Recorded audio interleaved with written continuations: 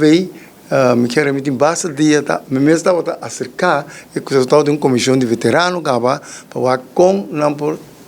bem formar parte da Federação de Futebol Bolivariano para sobra Federação de Futebol Bolivariano tá para tour futebol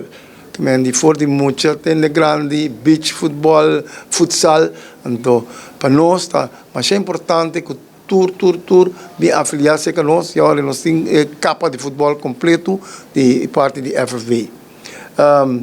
Mas me bisa basta tempo que nós estava tendo conversação, né mas novo bisa de novembro aí que me digo na coisa plania, espera lá cerca nós de FFV e nós absolutamente com prazo abrir para nós vai coisa para nós 50 plus também põe a bala mas coisas como ainda nós está para pedir muito não FFV para muita tem grande que me diz então esse aí agora que já sabe aqui com o conhecimento do torneio de 50 plus e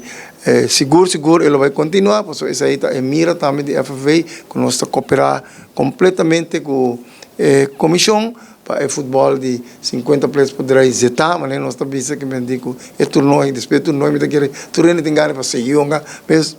é dia seguinte mês, pero assim nós está organizado para nós seguir organizado para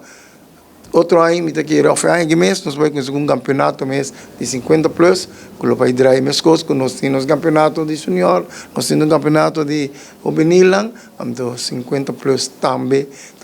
o campeonato e agora aqui nós temos suficiente terreno que me digo nós podemos uso de G então é facilidade também mais fácil que nós podemos acaparar 50 plus juvenil senior tour com que é uma bala.